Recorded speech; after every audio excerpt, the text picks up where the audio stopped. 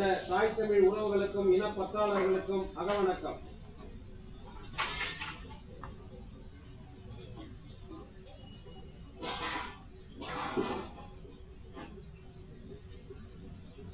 நிறைவு செய்வோம். வீர வணக்கம். நம் மொழி காக்க இனம் காக்க, மண் காக்க மானம் காக்க, இன்னுயிரிந்த மாவீரர் அனைவருக்கும் வீர வணக்கம். வீர வணக்கம். வீர வணக்கம். வீர வணக்கம். வீர வணக்கம். வீர வணக்கம். வீர வணக்கம். வீர வணக்கம். மொழியாகி எங்கள் மூச்சாகி, முடிசூடும் எம் தமிழ் மீது உறுதி, வழிகாட்டி எம்மை உருவாக்கும், தமிழர் வரலாற்றின் மீதும் உறுதி, விழிமூடி துயில்கின்ற வீர வேங்கங்கள் மீதும் உறுதி, இனிமேலும் ஓயோம், விரிவாக வாழும், உறுதி உறுதி, வென்றெடுப்போம் தமிழர் உரிமைகளை, கட்டியெழுப்போம் தமிழர் உலகத்தை, வென்றாக வேண்டும் தமிழ், ஒன்றாக வேண்டும் தமிழர், தமிழால் இணைந்து நாம் தமிழராய் நிமிர்வோம், நாம் தமிழர்.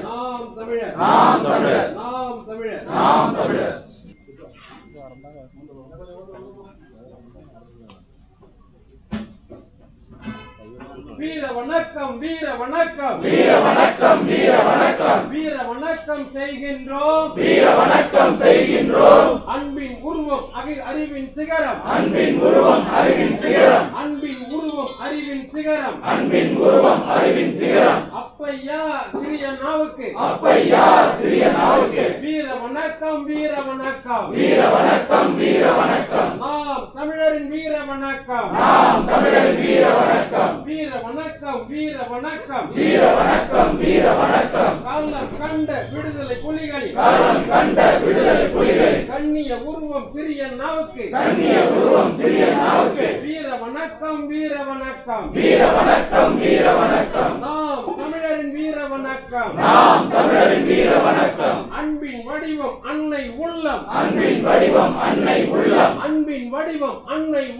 அன்பின் வடிவம் அன்னை உள்ளம், அப்பையா சிறிய நாவுக்கு,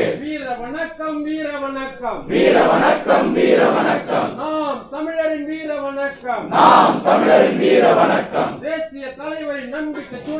தேசிய தலைவரின் நம்பிக்கை சுடரங்கள், அப்பையா சிறிய நாவுக்கு, வீர வணக்கம். நாம் தமிழரின் வீர வணக்கம்,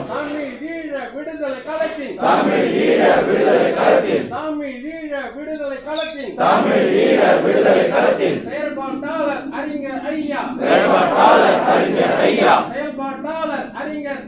செயற்பாட்டாளர் அறிஞர் ஐயா, அப்பையா சிறிய நாவுக்கு, வீர வணக்கம். நாம் தமிழரின் வீர வணக்கம், உறுதி ஏற்போம், நாம் தமிழர் உறுதி ஏற்போம், சிறிய நாவின் நினைவு நாளில், அவர் கண்ட கனவை நிறைவேற்ற, தமிழ் ஈழ தேசம் அமைக்க, உறுதி ஏற்போம், நாம் தமிழர் உறுதி ஏற்போம், ஒன்றுபடுவோம், நாம் தமிழராய் ஒன்றுபடுவோம், இழந்த உரிமையை மீட்டெடுக்க, இருக்கும் உரிமையை பாதுகாக்க, நாம் தமிழராய் ஒன்றுபடுவோம், இதுவரை இங்கே அரசியல் என்பது வருமானம், நாம் தமிழர் அரசியல் என்பது இனமானம் காத்த புலிக்கொடி, பறக்கட்டும், இனி ஏனும் இம்மண்ணில் தமிழ் கூடி சிறக்கட்டும், வீர வணக்கம். வணக்கம் வீர வணக்கம் வீர வணக்கம் வீர வணக்கம் வீர வணக்கம் செய்கின்றோம் வீர வணக்கம் செய்கின்றோம் தமிழ் ஈழ விடுதலை களத்தின் தமிழ் ஈழ விடுதலை களத்தின் செயற்பாட்டாளர் எங்கள் ஐயா செயல்பாட்டாளர் எங்கள் ஐயா அப்பையா சிறியண்ணாவுக்கு அப்பையா சிறியண்ணாவுக்கு வீர வணக்கம் வீர வணக்கம் வீர வணக்கம் வீர வணக்கம் நாம் தமிழரின் வீர வணக்கம் நாம் தமிழரின் வீர வணக்கம் நாம் தமிழர் நாம் தமிழர்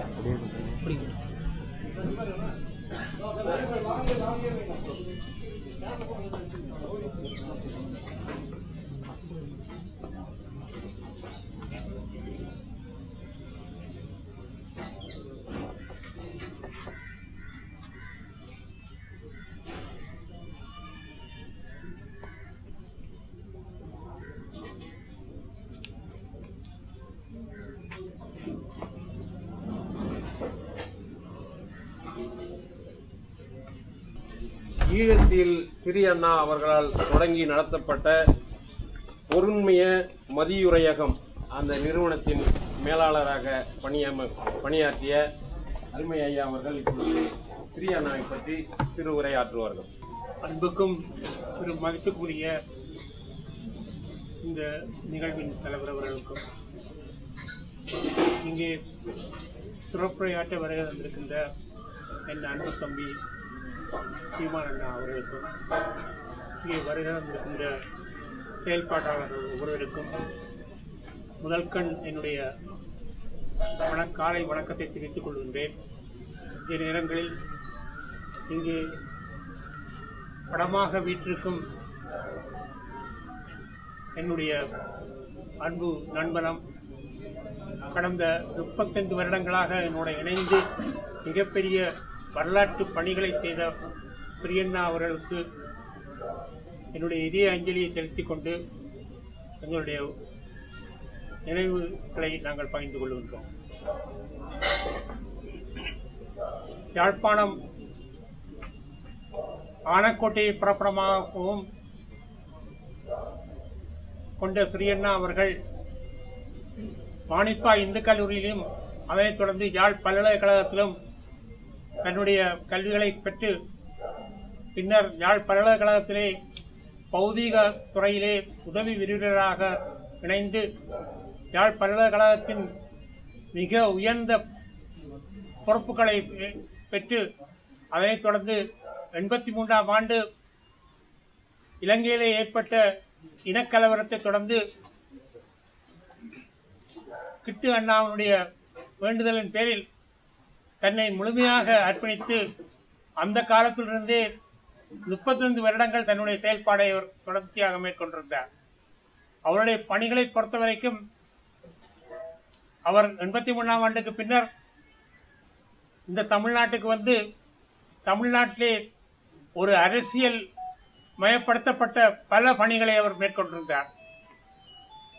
அந்த காலத்திலே மிகப்பெரிய அளவு பொருளாதார தடைகள் அங்கே மேற்கொள்ளப்பட்ட பொழுது அதற்கு எதிராக அந்த மக்களை ஒன்று திரட்டி மிக பெரிய அளவிலான ஒரு நிறுவனமாக தமிழ் ஆய்வு நிறுவனம் என்ற ஒரு நிறுவனத்தை ஆரம்பித்தார். அந்த ஆய்வு நிறுவனத்திலே விவசாயம், விலங்கு வேளாண்மை, கடற்தொழில், கைத்தொழில், உட்கட்டுமானம், சக்தி என்று சொல்லி மாற்று சக்தி வளம் என்று பல துறைகளை உருவாக்கி அந்த துறைகள் ஒவ்வொன்றிலும் தமிழ வளங்களை உச்சமாக பயன்படுத்துவதற்கு எந்தெந்த வகையான ஆய்வுகளை மேற்கொள்ள வேண்டும் என்று இங்கே இருக்கின்ற ஒவ்வொரு துறை சார்ந்தவர்களையும் அவர் தன்னுடைய பணிகளை இணைந்து மேற்கொண்டார். இதே காலப்பகுதியிலே அவருடைய உச்சக்கட்ட பணிகளாக நாங்கள் பார்க்கின்ற பொழுது ஒரு மறைமுகமாக இருந்து அரசியல் வேலைத்திட்டங்களை செய்து இங்கே இருக்கின்ற ஒவ்வொரு அரசியல் தலைவர்களையும் குறிப்பாக ஒவ்வொருத்தரையும் சந்தித்து எங்களுடைய மக்களுடைய பிரச்சனைகள் சம்பந்தமான விடயங்களை அவர்களுக்கு எடுத்துரைத்து ஒரு அடிப்படையான ஒரு அரசியலமைப்படுத்தப்பட்ட பணியை அவர் மேற்கொண்டிருந்தார். அந்த காலத்திலே இலங்கை இந்திய ஒப்பந்தம் ஏற்பட்ட பொழுது அந்த ஒப்பந்தம் சம்பந்தமான சரத்துக்களை உள்ள பிரச்சனைகளை முழுமையாக இனங்கண்டு தலைவருக்கு எடுத்து கூறி அதே நேரம் அண்ணனுடைய முழு ஆலோசனையை பெற்று மிகப்பெரிய பணிகளை அவர் மேற்கொண்டிருந்தார். அங்கே இருக்கின்ற ஒவ்வொரு மக்களுக்கும் தன்னுடைய உச்சகட்ட செயல்பாட்டை அவர் மேற்கொண்டிருந்தார். இது மட்டுமல்ல, ஒரு கூட்டரசாங்கம் ஒன்று அமையப் போகிறது என்ற தகவல் கிட்டண்ணா மூலம் அவருக்கு கிடைத்த பொழுது அந்த தகவலை அடிப்படையிலே டெல்லி சென்று அப்பொழுது பிரதம மந்திரியாக தன்னை ஆக்குவதற்காக முயற்சிகளை மேற்கொண்டிருந்த விபி சிங் அவர்களோட நேரடியாக கலந்து கொண்டு அவருக்கு அங்கே இருக்கின்ற அமெரிப்படை இங்கிருந்து வெளியேற்றப்பட வேண்டும் என்ற அந்த கோரிக்கைகளை வைத்து அதற்கான பணிகளை அவர் மேற்கொண்டிருந்தார். அது மட்டுமல்ல, கர்நாடகா முதல் ஒவ்வொரு மாநிலங்களுக்கு சென்று அந்த மாநிலத்தில் இருக்கின்ற முதல்வர்களுக்கும் அரசியல் கட்சியினருக்கும் எங்களுடைய பிரச்சனைகளை சொல்லி அந்த அமெரிப்படை எங்களது மண்ணிலிருந்து வெளியேற வேண்டும் என்ற அந்த கோரிக்கையை முன்வைத்து அண்ணனுடைய பணியை அவர் சிறப்பாக மேற்கொண்டிருந்தார். இது மட்டுமல்ல, வைகோ அவர்களுடன் சேர்ந்து இங்கே தமிழக முதல்வராக இருந்த கலைஞர் கருணாநிதி அவர்களையும் சந்தித்து அவருக்கும் இந்த பிரச்சனைகளை சொல்வது மட்டுமல்ல, ஒவ்வொரு துறை சார்ந்தவர்களையும் சந்தித்து மிகப்பெரிய எழுச்சி போராட்டங்களை எல்லாம் இங்கே தமிழகத்திலே அவர் மேற்கொண்டு இந்திய ராணுவம் அங்கிருந்து வெளியேறுவதற்கான ராஜதந்திர முயற்சிகளை தமிழ்நாட்டிலே குறிப்பாக இந்தியாவிலே அவர் மேற்கொண்டதில் அவருடைய பணி வரலாற்று பணியாக இருந்தது. அதனைத் தொடர்ந்து இந்திய மண்ணிலே அவர் சிறை வைக்கப்பட்ட காலத்திலே தொடர்ந்து 90ஆம் ஆண்டு மீண்டும் தமிழகத்துக்கு அவர் விடுதலை செய்யப்பட்ட பொழுது அங்கே தமிழ்ல பொருண்மை மேம்பாட்டு நிறுவனம் என்ற அந்த நிறுவனத்தை தமிழ்ல ஆய்வு நிறுவனத்தை பொருண்மை மேம்பாட்டு நிறுவனமாக மாற்றி மிகப்பெரிய பணிகளை அவர் செய்திருக்கின்றார். 9 துறைகளிலும் நாங்கள் தன்னிறைவான ஒரு நிலைமையை ஏற்படுத்த வேண்டும், எங்களுடைய மக்கள் எங்களுடைய மண்ணிலே சொந்த காலங்களே வாழ வேண்டும் என்ற அந்த மிகப்பெரிய பணியை மேற்கொள்வதுடன் ஒவ்வொருவருக்கும் அரசியல் ரீதியாக பொருண்மைய ரீதியாக சிறப்பு பயிற்சிகளை வழங்கி அவர்களை ஒரு தன்னிறைவான பொருளாதாரத்தை நோக்கி லாங் டேர்ம் சஸ்டைனபிள் டெவலப்மெண்ட் என்ற அந்த குறிக்கோளுக்காக தன்னை முழுமையாக அர்ப்பணித்தவர் செயல்பட்டார். அதனைத் தொடர்ந்து அவர் பிரித்தானியாவுக்கு சென்று அங்கே டிஆர் டெக் என்ற நிறுவனத்தை ஆரம்பித்து பல ஆயிரக்கணக்காக அரசியல் தஞ்சம் கோரி இந்தியா சென்ற ஒவ்வொருவருக்கும் சிறப்பான பயிற்சிகளை வழங்கி பிரித்தானியாவிலே டிஆர் டெக் நிறுவனத்துக்கூட கணனி பயிற்சி மற்றும் ஆங்கில பயிற்சி உட்பட பயிற்சிகளை மட்டும் வழங்காமல் அவர்கள் சொந்தமாக வாழ்வதற்கு தேவையான ஒவ்வொரு வழிகளையும் அவர் ஏற்படுத்தி கொடுத்தார். அதனைத் தொடர்ந்து மிக சிறப்பான பணிகளாக நாங்கள் சொல்ல வேண்டுமாக இருந்தால், அமெரி பேச்சுவார்த்தை நடந்த காலத்திலே ஏற்பட்ட அந்த சூழலிலே தமிழகத்துக்கு கிள்ளச்சி, முல்லைத்தீவு, மன்னார், வவுனியா ஆகிய மாவட்டங்களிலும் மட்டுமல்ல, மட்டக்களப்பு, திருவோணமலை ஆகிய மாவட்டங்களிலே டிஆர் டெக் நிறுவனத்தினுடைய கிளைகளை உருவாக்கி அதனுடைய தலைமைச் செயலகங்களாக கிளிநொச்சியிலையும் விஸ்வமுடியிலையும் மிகப்பெரிய பிரம்மாண்டமான கட்டடங்களை உருவாக்கி 3000க்கும் மேற்பட்ட இளைஞர்கள், யுவதிகள் ஒரு வருடத்திலே மிக சிறப்பான பயிற்சிகளை பெற்று கணனி சம்பந்தமாக, ஆங்கிலம் சம்பந்தமாக, கணக்கியல் சம்பந்தமான பயிற்சிகளை வழங்கி அந்த பயிற்சிகளுக்கான முழு பணிகளை செய்வது மட்டுமல்ல, 10,000க்கும் மேற்பட்ட மாணவ மாணவிகள் அந்த காலத்திலே கணனி சம்பந்தமான எதுவுமே தெரியாத பொழுது 50க்கும் மேற்பட்ட ஒவ்வொரு மாவட்டத்திலும் 50க்கும் மேற்பட்ட பாடசாலைகளை தெரிவு செய்து அந்த பாடசாலைகளுக்கு இலவசமாக கணனிகளை வழங்கி அந்த கணனி ஊடாக 10,000க்கும் மேற்பட்ட பாடசாலை மாணவர்கள் புதிய அரசியல் கணனி சம்பந்தமான விஷயங்களை பெறுவதற்கு அவர் உதவியிருந்தார்.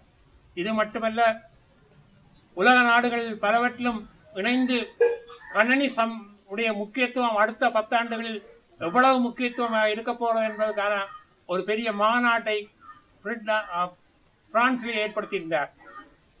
இவ்வாறு பணிகளை மேற்கொண்ட பொழுது அவருடைய பணிகள் கூடாக பல ஆயிரம் இளைஞர் யுவதிகள் தங்களுடைய சொந்த கால்களில் நிற்கக்கூடிய ஒரு சூழலை ஏற்படுத்தியது மட்டுமல்ல, முள்ளிவாய்க்காலிலே யுத்தம் மரணிக்கப்பட்ட நேரத்திலே பிரித்தானியாவில் இருக்கின்ற இளைஞர்கள், யுவதிகள் மட்டுமல்ல, துறை சார்ந்த நிபுணர்களை இணைத்து சில்ட்ரன் ஃபர்ஸ்ட் என்ற ஒரு நிறுவனத்தை ஆரம்பித்தார்.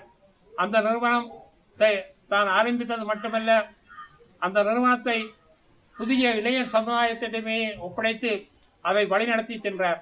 அதனூடாக யுத்தத்தால் பாதிக்கப்பட்ட பல ஆயிரக்கணக்கான சிறுவர் சிறுமிகள் தங்களுடைய அடிப்படை தேவைகளை பூர்த்தியாக்குகின்ற பணிகள் சிறியண்ணாவுடைய முக்கியமான பணிகளாக இருந்தது. அன்பு நண்பனே சிறியண்ணா, நீ உறங்கின்றாய், நிம்மதியாக உறங்கு. ஏனென்றா எதிர்கால சமுதாயத்துக்கு உதவிகள் பல செய்வதற்காக, அவர்கள் ஒவ்வொருத்தரும் தங்களுடைய மண்ணிலே சொந்தமாக வாழ்வதற்காக இறுதி காலத்திலே 89ஆம் ஆண்டுக்கு பிறகு நீங்கள் உருவாக்கப்பட்ட அந்த ட்ரஸ்ட் சில்ட்ரன் ஃபர்ஸ்ட் என்ற அந்த நிறுவனம் இன்றைக்கு மிகப்பெரிய அளவில் இளைஞர்கள் கையிலே பிரித்தானியாவிலே வழங்கப்பட்டிருக்கிறது.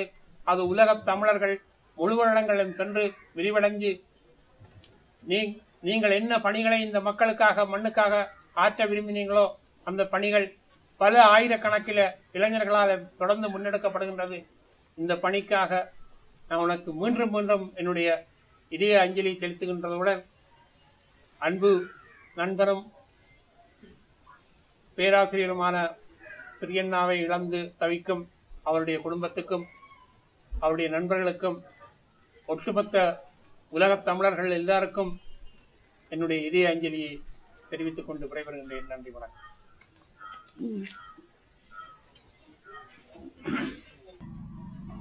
எமது இனத்தின் பெருங்கனவான தமிழீழத் தாயக விடுதலை போராட்டக் களத்தில் ஆகப்பெரும் செயல்பாட்டாளராக, ஆசிரியராக, அரசியலாளராக, ஒரு சமூகவாதியாக இருந்த எங்களுடைய சிறியண்ணா என்கிற அப்பாத்துரை ஸ்ரீதரன் அவர்களை இழந்து நிற்கிறோம்.